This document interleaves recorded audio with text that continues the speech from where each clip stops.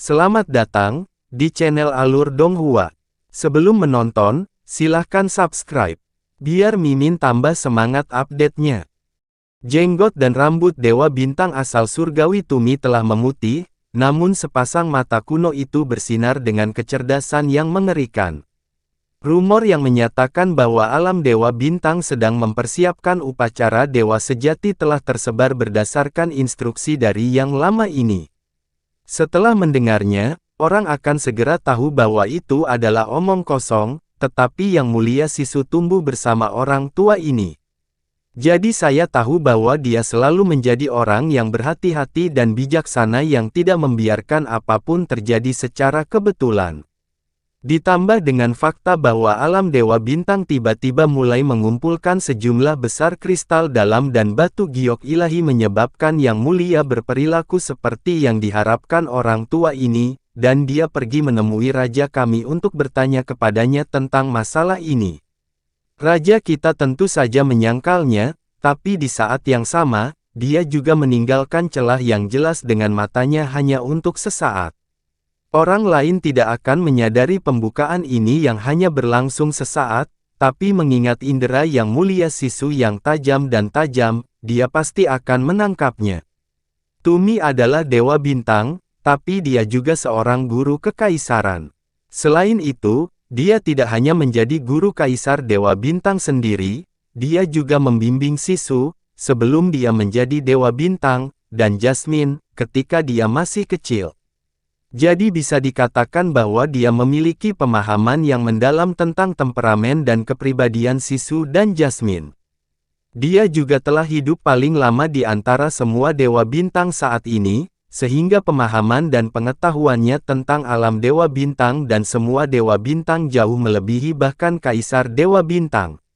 Setelah hidup selama lebih dari puluhan ribu tahun, dan memiliki pengalaman serta kelihayan yang menyertainya, memungkinkan dia menjadi seorang bijak yang dihormati semua orang di alam Dewa Bintang, sebuah eksistensi yang berada di urutan kedua setelah Kaisar Dewa Bintang. Selain itu, kesetiaan dan dedikasinya kepada alam Dewa Bintang tidak pernah berubah. Meskipun mereka mengorbankan dua Dewa Bintang yang agung, dan Dewa Bintang ini adalah dua putri Kaisar Dewa Bintang sendiri, jika itu baik untuk masa depan alam Dewa Bintang, meskipun itu agak tidak berperasaan. Bahkan jika itu adalah tidak manusiawi dan biadab, dia tidak akan ragu sedikit pun. Bahkan jika Kaisar Bintang Dewa tidak mau, dia akan tetap menyarankan dan berusaha mempengaruhi hal-hal ini. Setelah itu, karena kecurigaan yang masih membebani hatinya, Yang Mulia Sisu menyusup ke istana Kaisar Dewa ketika raja kita pergi ke luar negeri dan menemukan seikat potongan batu giok. Teknik pengorbanan darah diukir pada potongan batu giok ini. Selain itu, potongan batu giok ini tidak berasal dari kanon Dewa Bintang, namun sebenarnya dibuat oleh raja kita dan Yang Lama ini dari sepotong batu giok berharga purba yang memiliki aura kuno yang sangat berat.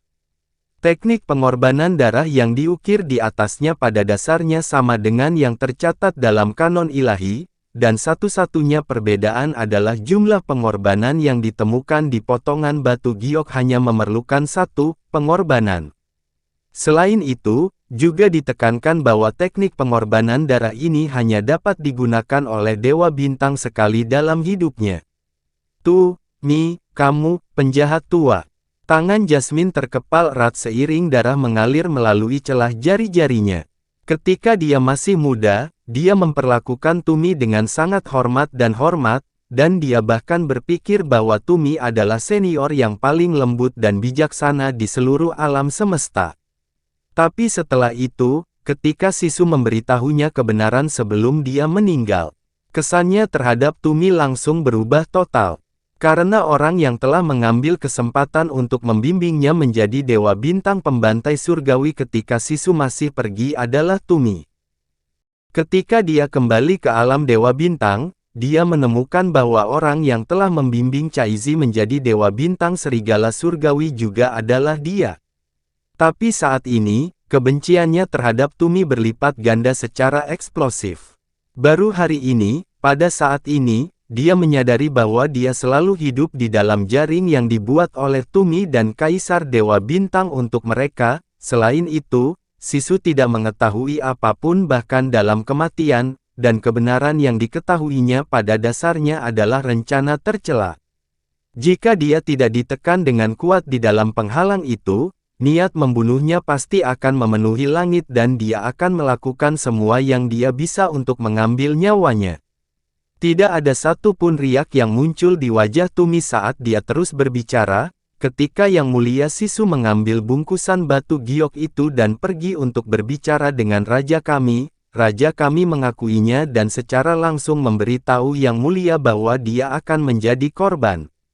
Meskipun mengorbankan dirimu demi Kaisar Dewa Bintang seharusnya menjadi langkah mulia bagi putra Kaisar Dewa, seperti yang kita duga, Yang Mulia Sisu sangat menentang. Beberapa bulan kemudian, ketika Yang Mulia Sisu meninggalkan dunia nyata, orang tua ini membimbing Yang Mulia Jasmine untuk menyelesaikan upacara pewarisan kekuatan ilahi pembantaian surgawi. Yang Mulia Sisu dan Yang Mulia Jasmine memiliki ikatan yang erat. Setelah mengetahui bahwa Yang Mulia Jasmine telah menjadi Dewa Bintang, Yang Mulia Sisu melepaskan semua pemikiran untuk melawan dan bersedia mengorbankan dirinya demi masa depan alam Dewa Bintang, menggabungkan kekuatan ilahi miliknya dengan kekuatan Raja kita. Lingkungan sekitar menjadi sunyi senyap. Kejutan memenuhi hati semua yang hadir, dan mereka bahkan merasa sulit bernapas. Sekarang setelah sampai pada hal ini, bagaimana mungkin mereka tidak memahami segalanya? Jika Jasmine tidak menjadi Dewa Bintang pembantaian surgawi, maka mengingat kepribadian Sisu, dia pasti tidak akan mau atau puas menjadi korban. Tetapi jika dia tahu bahwa upacara tersebut menyerukan dua Dewa Bintang untuk digunakan sebagai pengorbanan, maka setelah Jasmine menjadi Dewa Bintang pembantaian surgawi, dia pasti tidak akan ragu untuk melarikan diri dari alam Dewa Bintang bersama Jasmine. Namun kebenaran yang dia temukan adalah bahwa upacara tersebut hanya membutuhkan, 1. Dewa Bintang yang memiliki hubungan darah untuk menjadi korbannya.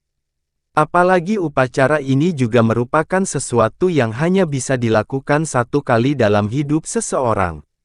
Jika Sisu adalah orang yang egois dan tidak berperasaan, maka dia bisa saja mendorong Jasmine untuk menjadi korban demi melindungi dirinya sendiri.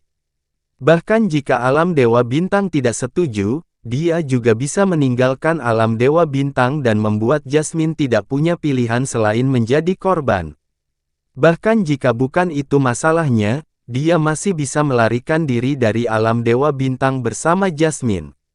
Hanya saja selain Kaisar Dewa Bintang dan Tumi, semua orang yang memahami Sisu tahu bahwa dia sama sekali tidak akan melakukan ini. Sisu menganggap hubungan dengan keluarganya sangat penting.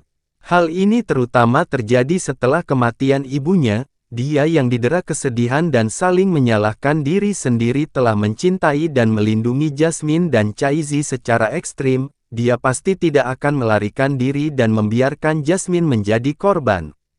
Bahkan jika dia melarikan diri bersama Jasmine, itu akan menyebabkan Jasmine menjadi pengkhianat Dewa Bintang di mata alam Dewa Bintang, dan dia akan menjalani seluruh hidupnya dikejar oleh alam Dewa Bintang. Terlebih lagi, Caizi akan ditinggal sendirian tanpa seorang pun yang merawatnya, dan itu sama saja dengan meninggalkannya lagi. Karena itu, dia memilih untuk tidak berjuang lagi dan memutuskan untuk tidak melarikan diri dan melindungi Jasmine dan Caizi sebaik mungkin. Tidak ada yang terkejut sama sekali dengan ini. Terlebih lagi, Sisu telah merasakan, menemukan, dan memahami semua yang dia ketahui tentang upacara pengorbanan darah sendirian. Tidak ada contoh di mana seseorang datang untuk memberitahunya sesuatu tentang hal itu. Jadi apapun yang terjadi, tidak mungkin baginya untuk sampai pada kesimpulan bahwa ini adalah jebakan yang telah dibuat oleh Kaisar Dewa Bintang dan Tumi. Lebih jauh lagi, itu adalah jebakan yang menargetkan aspek kepribadiannya yang paling murni dan baik hati. Itu tidak hanya terbatas pada Sisu, upacara pengorbanan darah yang ditemukan oleh Dewa Bintang lainnya sepenuhnya identik dengan yang diketahui Sisu.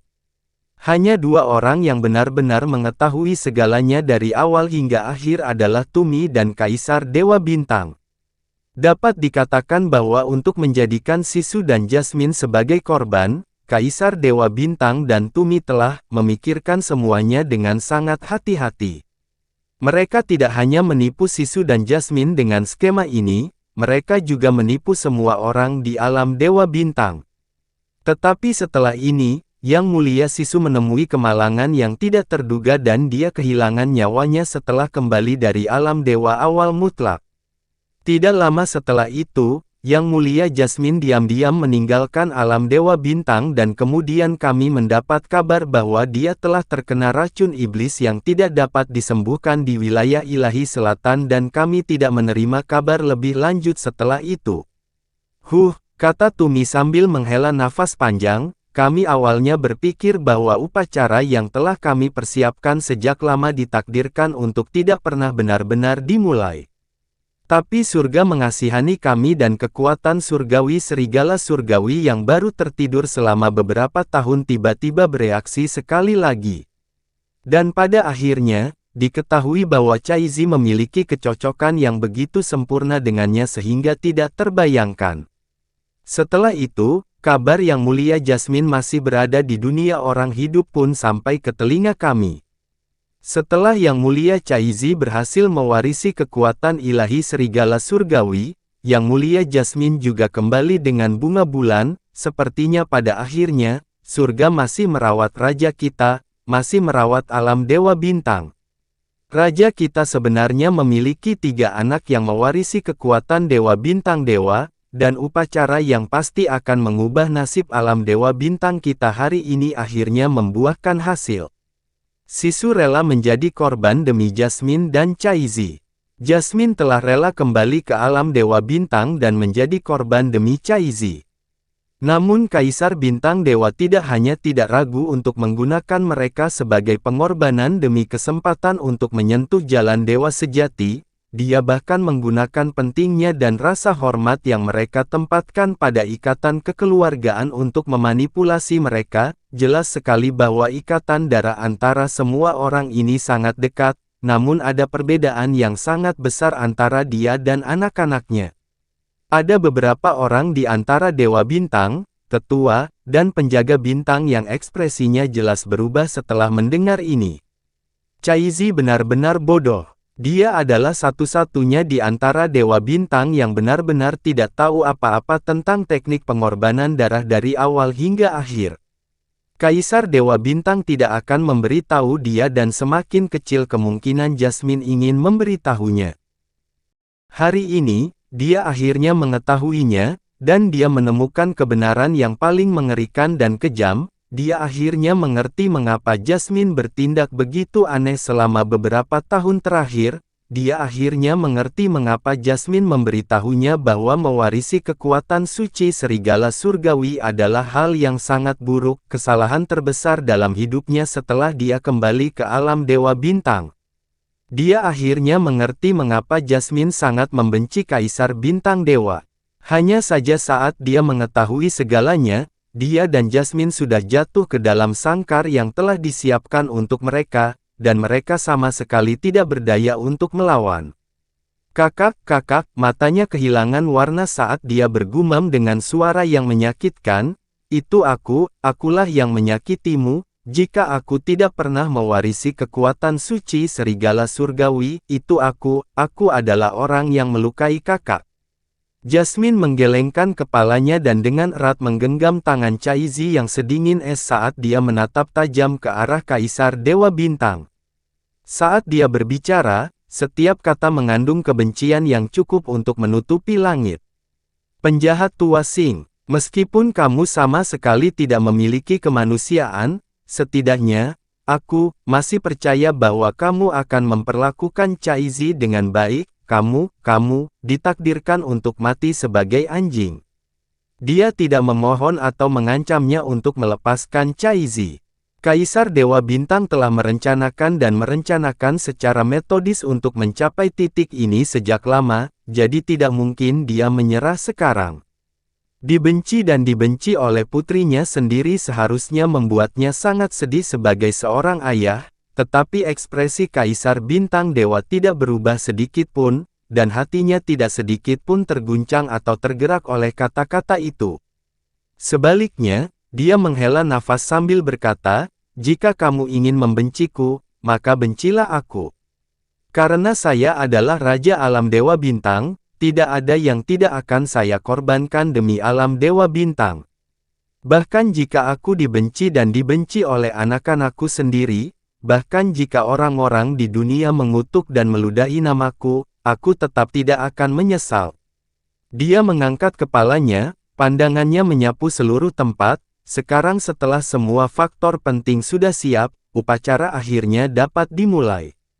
Tapi saat upacara ini dimulai, kekuatan semua orang di sini akan sepenuhnya terhubung dengan formasi ini, jadi kamu tidak akan bisa mengeluarkannya dan kamu juga tidak akan bisa menghentikannya secara paksa di tengah jalan. Apakah kalian semua sudah melakukan persiapan yang tepat?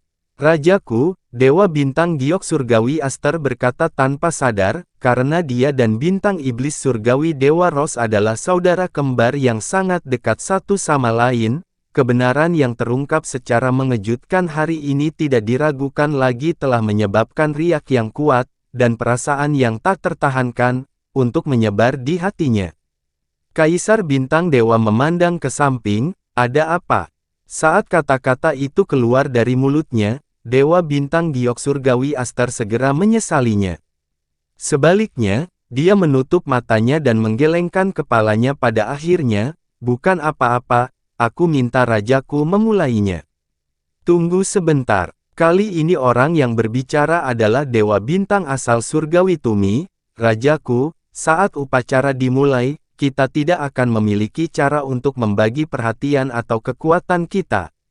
Untuk bersiap menghadapi kemungkinan terjadinya kecelakaan, kita harus meninggalkan seorang tetua untuk melindungi semua markas kita. Tidak perlu, kata Kaisar Dewa Bintang. Di luar, ada Absolute Star Soul Barrier yang melarang semua orang masuk. Di dalam, ada 3.000 penjaga bintang yang ditempatkan di tempat ini, jadi pasti tidak akan ada kecelakaan. Tapi jika kita kehilangan 1 derajat kekuatan dalam upacara ini, kemungkinan keberhasilan upacara ini juga akan berkurang 1 derajat. Dewa Bintang asal surgawi bersikeras, meskipun orang luar tidak bisa masuk, kita perlu mempertahankan diri dari kemungkinan terjadinya pemberontakan di dalam barisan 3.000 pengawal bintang itu. Tidak ada rencana yang benar-benar mudah dan pasti di alam semesta ini. Tidak peduli seberapa yakin situasinya, yang terbaik adalah meninggalkan kartu yang bisa dimainkan sehingga kita bisa menutupi semua basis kita. Dewa Bintang asal surgawi telah mengucapkan kata-kata yang mirip dengan Kaisar Dewa Bintang berkali-kali ketika dia mengajarinya saat masih kecil. Kali ini, Kaisar Dewa Bintang tidak menolak gagasan tersebut. Setelah mempertimbangkan beberapa saat, dia mengangguk lemah dan berkata, "Kamu benar. Mingzi, tinggalkan formasi dan jagalah. Hilangkan setiap kemungkinan kecelakaan." Ya. Mengikuti jawaban yang dalam dan tenang itu, sosok tinggi dan kurus menarik kekuatannya dari formasi pengorbanan darah dan berdiri. Xing Mingzi adalah tetua ke-37 dari alam Dewa Bintang. Dia telah mencapai alam Master Ilahi 300 tahun yang lalu dan telah menjadi tetua terbaru dari alam Dewa Bintang. Xing Mingzi meninggalkan formasi. Setelah itu, mata Kaisar Dewa Bintang berubah dan formasi besar yang sangat besar di bawah mereka tiba-tiba bersinar dengan cahaya bintang yang cemerlang. 9 Dewa Bintang Agung dan 36 tetua alam Dewa Bintang. Aura ilahi dan kekuatan 45 guru ilahi sepenuhnya terhubung dan digabungkan dalam sekejap saat itu membentuk 2 arus energi yang kuat. Salah satu arus ini menelan tubuh Kaisar Dewa Bintang sementara arus lainnya menelan penghalang tempat Jasmine dan Caizi terperangkap. Pada saat inilah upacara pengorbanan darah benar-benar dimulai, pada saat inilah nasib Jasmine dan Caizi telah ditetapkan dan tidak mungkin lagi diubah.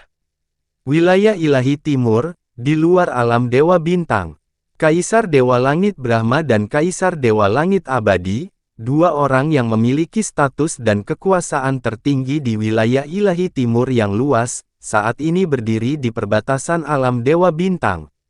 Saat mereka melihat penghalang jiwa bintang absolut, ekspresi wajah kedua Kaisar Dewa Agung itu tidak tenang sama sekali.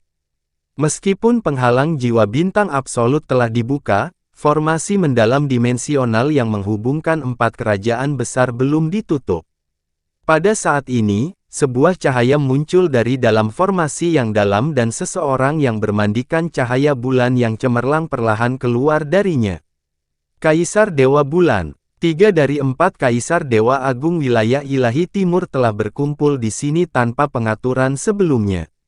Hehe, sepertinya kamu akhirnya tidak tahan hanya duduk-duduk saja, kata Kaisar Dewa Langit Brahma sambil tertawa. Kaisar Dewa Bulan sama sekali tidak terkejut karena Kaisar Dewa Langit Brahma dan Kaisar Dewa Langit Abadi juga ada di sini. Dia menatap penghalang jiwa bintang mutlak, namun meski dengan kekuatannya, indera spiritualnya tidak mampu menembusnya. Dia menoleh dan bertanya, alam Dewa Bintang sedang bersiap untuk mengadakan acara penting. Saya akan bertanya kepada dua Kaisar Dewa di sini apakah salah satu dari Anda memiliki petunjuk tentang apa yang sedang terjadi.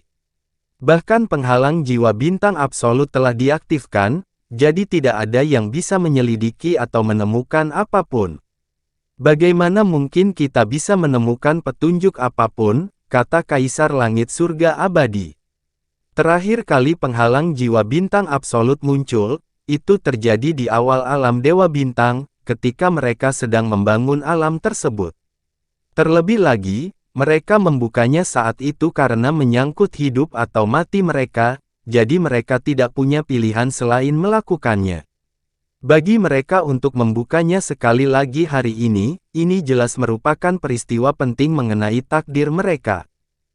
Jika takdir alam Dewa Bintang benar-benar berubah, maka hal itu tidak hanya menyangkut alam Dewa Bintang saja, hal ini pasti akan menyebabkan struktur kekuatan yang saat ini ada di antara empat kerajaan besar di wilayah ilahi timur berubah. Akibatnya, 3 Kaisar Dewa Agung tidak bisa diam saja dan dengan tenang menyaksikan hal itu terjadi. Ketiga Kaisar Dewa Agung mengerutkan alis mereka sebelum Kaisar Dewa Langit Brahma berbicara. Penghalang jiwa bintang absolut pasti menghabiskan sumber daya dalam jumlah yang sangat besar. Sekarang sudah dibuka selama beberapa hari, mereka seharusnya tidak bisa membukanya lebih lama lagi. Pada saat itu, semuanya akan terungkap. Hanya saja mereka sadar betul bahwa hari penutupan Absolute Star Soul Barrier juga akan menjadi waktu ketika semuanya selesai.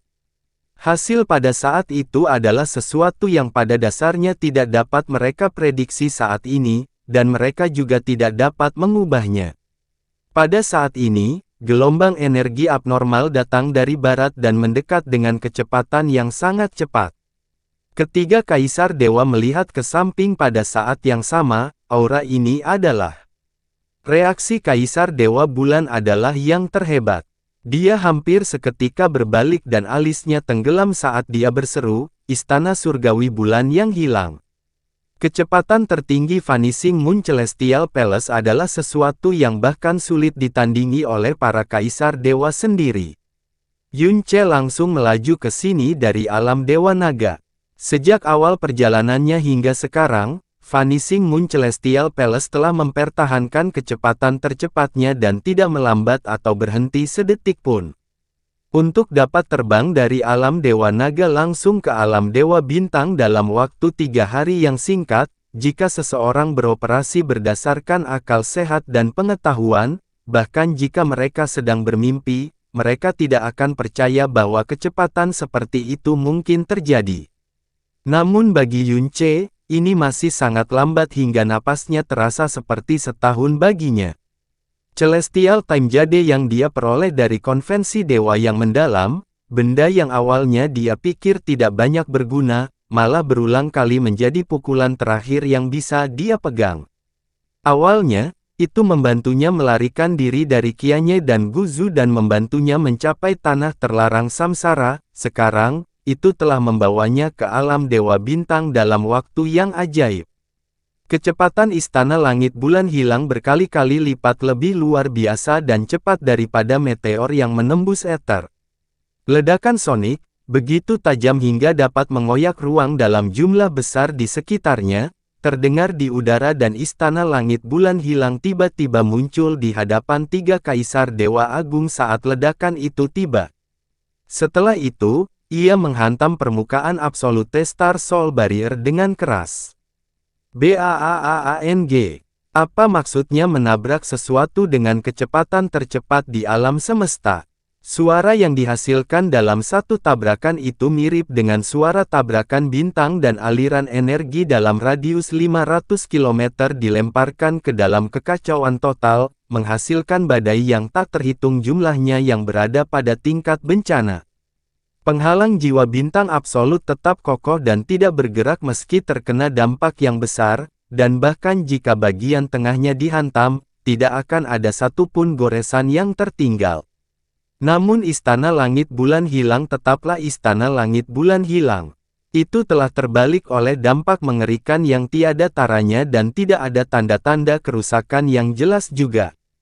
Tapi Yunce sama sekali tidak dalam kondisi yang baik, dampak yang sangat mengerikan telah menghantam dadanya seperti beban yang sangat berat, menyebabkan dia muntah darah segar saat itu juga. Namun, dia bahkan tidak repot-repot mengatur energi atau darahnya, matanya menatap tajam ke alam Dewa Bintang yang ada tepat di depannya. Setelah itu dia berteriak keras, "Heling, kita berangkat." Heling berubah menjadi seberkas cahaya hijau tua dan kembali ke mutiara racun langit. Pada saat yang sama, Yunce mengeluarkan dirinya dari Istana Langit Bulan Hilang dan bergegas menuju alam Dewa Bintang. Yunce, meskipun dampak buruknya telah menimbulkan badai yang menyelimuti radius 500 km, hal itu tentu saja tidak mengganggu satupun dari tiga kaisar dewa. Saat sosok Yunce muncul, mata dan aura tiga kaisar dewa terkunci padanya, dan semuanya memiliki ekspresi terkejut di wajah mereka. Pada saat itu, Yunce tidak dapat memasuki mutiara surga abadi dan lokasinya tidak diketahui. Namun 1 tahun telah berlalu dan itu adalah waktu yang cukup bagi wilayah ilahi timur untuk mencari tahu kemana dia pergi. Lagi pula, ada beberapa orang di alam Dewa Naga yang mengenali Istana Langit Bulan Hilang. Dengan demikian, mereka semua sudah tahu bahwa Yunce saat ini berada di alam Dewa Naga dan kemungkinan besar dia masih berada di bawah perlindungan Raja Naga. Bagaimanapun juga, Raja Naga ingin menjadikannya sebagai anak angkat di hadapannya, dari semua orang pada saat itu. Hal ini terutama berlaku bagi Kaisar Dewa Langit Brahma. Dia tidak hanya tahu bahwa Yunce berada di alam Dewa Naga, dia juga tahu bahwa dia berada di tanah terlarang samsara.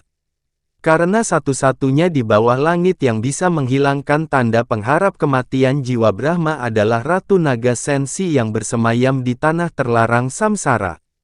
Mendapatkan perlindungan dari Ratu Naga Sensi 100 kali lebih sulit dipercaya daripada mendapatkan perlindungan dari Raja Naga.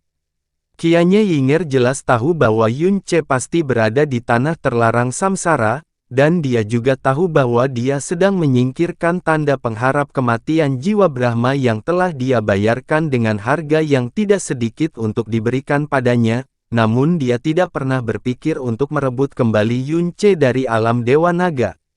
Lebih jauh lagi, bukan karena dia tidak mau memasuki tanah terlarang samsara, tapi dia tidak mampu, atau mungkin lebih baik dikatakan bahwa dia tidak berani melakukannya. Memprovokasi kemarahan Raja Naga, pada akhirnya hanya memancing kemarahannya. Lebih jauh lagi, sebagai penguasa tertinggi di bawah langit, keberadaannya yang luas, dia belum tentu mau berdebat dengan wanita yang merupakan juniornya. Selain itu, selama seseorang tidak menyentuh garis besarnya, Raja Naga juga pasti tidak akan mau berselisih dengan alam dewa kerajaan Brahma. Tapi jika kamu memancing kemarahan Ratu Naga Sensi, maka Raja Naga itu, yang berkuasa atas segala sesuatu di bawah langit dan dengan bangga menatap seluruh primal chaos, akan segera menjadi naga gila. Terlebih lagi, itu adalah naga gila yang paling mengerikan di dunia. Ini jelas bukan sekadar lelucon, karena Ratu Naga Senshi adalah skala kebalikan dan inti dari Raja Naga yang pastinya tidak dapat disentuh oleh siapapun. Ini adalah poin yang diketahui publik oleh alam Dewa Naga puluhan ribu tahun yang lalu. Faktanya, itu adalah sesuatu yang diketahui seluruh alam dewa. Jadi, jika Yunce tidak meninggalkan tanah terlarang samsara selama sisa hidupnya, maka dia akan dapat menjalani sisa hidupnya dengan aman dan damai, dan bahkan jika dia ingin mengalami bahaya, itu akan sulit. Peringatannya adalah Raja Naga tidak mengetahui tentang hubungan khusus antara dia dan Senshi. Tiga Kaisar Dewa Agung melihat ke samping pada saat yang sama sementara mata Yunce juga menyapu mereka. Tapi tubuhnya tidak berhenti sama sekali saat dia bergegas menuju Absolute Star Soul Barrier. Terlebih lagi, ketika tatapannya menyapu mereka, ketiga Kaisar Dewa Agung merasakan jantung mereka berdebar kencang pada saat yang bersamaan. Karena pupil matanya sebenarnya berwarna merah seperti darah. Setelah melihat bahwa Yunce aman dan sehat, Kaisar Langit Surga Abadi, yang selalu menyesali Yunce, merasakan hatinya sangat rileks. Dia bergerak maju dan memanggilnya, "Yunce, kenapa kamu tunggu?" Itu adalah penghalang jiwa bintang mutlak. Saat dia menyaksikan Yunce bergegas menuju Absolute Star Soul Barrier dengan kecepatan penuh, Kaisar Langit Surga Abadi dengan cepat berteriak untuk menghentikannya. Tapi di saat berikutnya, tepat di depan mata tiga Kaisar Dewa Agung, mereka menyaksikan tubuh Yunce benar-benar lolos dari penghalang jiwa bintang absolut yang tidak dapat mereka hancurkan setelah berhenti sejenak. Setelah itu dia terbang ke kejauhan. Ini, surga abadi Dewa Kaisar telah dibuat benar-benar terpana. Tubuh Kaisar Dewa Brahma Heaven melintas dan dia tiba di tempat Yunce melewati Absolute Star Soul Barrier. Tangannya bersentuhan dengannya, tapi langsung ditolak oleh penghalang. Alisnya sedikit merosot ketika dia berkata, satu-satunya orang yang dapat melewati penghalang jiwa bintang absolut dengan cara seperti itu adalah 12 Dewa Bintang. Mungkinkah tubuh Yunce mengandung esensi darah salah satu Dewa Bintang? Esensi darah Dewa Bintang sangat berharga dan itu bukanlah sesuatu yang mudah diberikan kepada orang lain. Tapi mereka secara pribadi menyaksikan Yunce langsung melintasi Absolute Star Soul Barrier, selain itu, tidak ada penjelasan lain. Dia seharusnya berada di alam Dewa Naga, namun dia tiba-tiba muncul di sini, ekspresinya tergesa-gesa dan bingung, dan dia bahkan melewati penghalang jiwa bintang absolut. Ini pasti ada hubungannya dengan peristiwa penting yang terjadi di dalam alam Dewa Naga. Alam Dewa Bintang, kata Kaisar Langit Surga Abadi dengan alis berkerut. Tapi apa sebenarnya yang terjadi? Setelah mengingat bahwa Yunce tidak memilih alam Dewa Langit Brahma selama konvensi dewa yang mendalam, namun sebaliknya memilih alam Dewa Bintang dan bagaimana dia tidak ragu sama sekali untuk mengikuti Kaisar Dewa Bintang kembali ke alam Dewa Bintang, surga abadi Dewa Kaisar segera menjadi termenung. Namun, Kaisar Dewa Bulan memiliki perasaan yang sedikit lebih kompleks di hatinya. Setelah melihat Yunce terbang di kejauhan, dia menghela nafas dalam hati dan berpikir, King Yue benar-benar memberikan Vanishing Moon Celestial Palace kepadanya. Pada akhirnya, dia masih seorang gadis. Pada saat dia melewati Absolute Star Soul Barrier, pernapasan dan detak jantung Yunce praktis berhenti saat dia dengan putus asa berdoa agar hal itu berhasil. Akhirnya, keajaiban terjadi dan tubuhnya langsung melewati Absolute Star Soul Barrier, dan dia belum melakukannya, bahkan merasakan penolakan yang nyata ketika dia melakukannya. Ketika Jasmine pergi saat itu, dia meninggalkan setetes darah Dewa Bintangnya. Pesan yang ditinggalkannya memberi tahu Yunce bahwa setetes darah Dewa Bintang ini dapat memperkuat tubuhnya dan meningkatkan umurnya. Namun kenyataannya, Itu hanyalah keinginan egoisnya untuk memiliki bagian dari tubuhnya yang bercampur dengan tubuhnya selamanya, tidak pernah berpisah darinya. Dia pada saat itu pasti tidak akan membayangkan bahwa setetes esensi darah Dewa Bintang yang dia tinggalkan pada Yun Ce akan benar-benar membiarkan Yun Ce melewati penghalang keputusasaan yang seharusnya tidak bisa dia lewati, dan dia bisa melewatinya. Saya tidak menyangka bahwa tindakan ini juga akan mengubah kehidupan dirinya dan Yun Ce sepenuhnya. Saat memasuki alam Dewa Bintang, Yun Ce dengan cepat memanggil istana surgawi bulan hilang lagi saat ia terbang menuju kota Dewa Bintang, yang terletak di tengah-tengah alam, dengan kecepatan maksimum. Jasmine, tunggu aku pasti tidak akan membiarkanmu disengaja sendirian. Pastinya tidak akan. Seberkas cahaya melesat melintasi langit alam Dewa Bintang, begitu cepat sehingga sebagian besar pembangkit tenaga listrik di alam Dewa Bintang hampir tidak bisa melihatnya dengan mata mereka, apalagi berusaha mengejar atau menahannya. Wilayah yang ditempati oleh Stargate Realm tidak terlalu besar dan tak lama kemudian, Absolute Star Soul Barrier kedua telah muncul di depan Yun Ce. Setelah dia melewati penghalang jiwa bintang absolut ini, dia akan tiba di kota Dewa Bintang yang pernah dia kunjungi sebelumnya. Tujuannya tepat di hadapannya. Dia tidak tahu apa yang terjadi di dalam dan dia tidak tahu apakah Jasmine aman atau tidak. Satu-satunya hal yang dia tahu adalah bahwa dia sedang menuju akhir hidupnya sendiri. Namun hatinya tidak mengandung rasa takut atau teror, dan bahkan kegelisahan yang membanjiri setiap sudut hati dan jiwanya mulai memudar dengan cepat pada saat ini, ketika ketenangan misterius dan tak terduga menyelimuti dirinya. Bang! Bersamaan dengan ledakan dahsyat lainnya, Vanishing Moon Celestial Palace sekali lagi menghantam penghalang jiwa bintang absolut. Cahaya besar yang bersinar dari pusat kota Dewa Bintang menyebar ke seluruh langit dan setelah peluncuran upacara tersebut, semua kekuatan dan tubuh Dewa Bintang dan Tetua terikat erat pada formasi pengorbanan. Sebelum upacara berakhir, mereka tidak akan bisa bergerak sama sekali dan mereka juga tidak akan bisa mendapatkan kembali kekuatan mereka, bahkan mencoba menghentikan upacara ini secara paksa adalah hal yang mustahil. Perubahan aneh mulai terjadi pada penghalang yang mengelilingi mereka dan penghalang yang menyegel Jasmine dan Chaizi. Setelah konsentrasi semua kekuatan itu, kedua penghalang itu menjadi lebih tangguh dan tahan lama daripada Absolute Star Soul Barrier. Jadi jika ada yang ingin menyela pada saat ini, bahkan jika tiga kaisar dewa wilayah ilahi timur lainnya tiba di tempat ini, mereka tidak akan dapat melakukan apapun.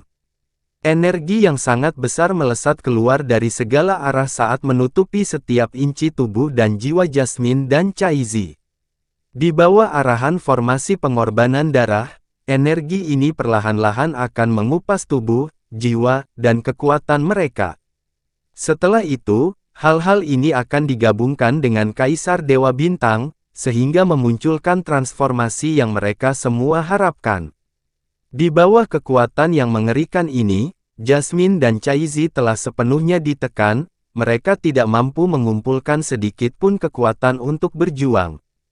Mereka tidak akan bisa mengakhiri hidup mereka sendiri meskipun mereka menginginkannya, apalagi melarikan diri.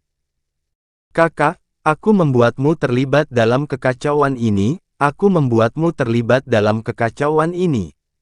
Mata Chaizi kosong dan dia benar-benar linglung saat dia terus mengulangi kata-kata itu berulang kali, pikirannya telah runtuh, dunianya telah runtuh dan segalanya menjadi begitu gelap dan suram. Pada hari dia berhasil mewarisi kekuatan suci serigala surgawi dan dia merasakan kekuatan yang sangat kuat mengalir ke seluruh tubuhnya, dia merasa gembira dan puas. Karena dia tidak lagi dipandang rendah atau diintimidasi oleh orang lain, tidak lagi menyedihkan dan tidak berdaya. Dan selama beberapa tahun terakhir setelah Jasmine kembali, dia berharap menjadi lebih kuat lagi, sehingga dia bisa melindungi kakak di masa depan. Namun ternyata semuanya, hanyalah jurang yang dalam dan mimpi buruk. Dia malah menyakiti anggota keluarganya yang terakhir. Pada saat ini, Caizi telah jatuh ke dalam keadaan yang selalu paling dikhawatirkan dan ditakuti oleh Jasmine. Dia menggunakan semua kekuatan yang tersisa di tubuhnya saat dia dengan lembut berbisik, "Caizi, ini bukan salahmu, ini salahku. Aku terlalu bodoh untuk benar-benar percaya bahwa penjahat tua ini sebenarnya masih memiliki sisa kemanusiaan. Aku terlalu bodoh, seharusnya aku sudah lama membawamu bersamaku, dan melarikan diri sejauh mungkin, dan tidak pernah kembali." Entah itu penyesalan atau kebencian, semuanya sudah terlambat. Sosok Yunche terlintas di benaknya, menyebabkan Jasmine menutup matanya dengan kesakitan. Alasan penting baginya untuk secara paksa menikahkan Caizi dengan Yunche adalah untuk mengekang kebencian dan kebenciannya. Dia memahami Yunche dengan sangat baik. Jika Yunche mengetahui bahwa dia telah dikorbankan di masa depan, dia pasti akan menanggung kebencian yang luar biasa untuk alam Dewa Bintang, dan dia akan kehilangan akal sehat dan rasionalitasnya untuk membalas dendam. Dia berharap saat itu Yunche masih ingat bahwa Caizi adalah istrinya dan mengingat sumpah yang telah dia ucapkan agar dia tidak bertindak terlalu tidak rasional. Tapi saat ini, bukan hanya dia, bahkan Caizi pun akan berbagi nasibnya. Jadi ketika Yunche mengetahui segalanya di masa depan, itu malah meningkatkan kebencian, dan kegilaannya. "Yunche, tolong hiduplah dengan baik mulai sekarang, apapun yang terjadi, bahkan jika kamu ingin membalas dendam untuk Caizi dan aku, kamu tetap harus terus hidup." Ini adalah kekhawatiran dan harapan terakhirnya, hanya saja semua hal ini akan hancur total dalam beberapa saat. Bang! Mengikuti suara hantaman yang sangat besar, sesosok manusia meluncur ke bawah dari langit di atas kota Dewa Bintang.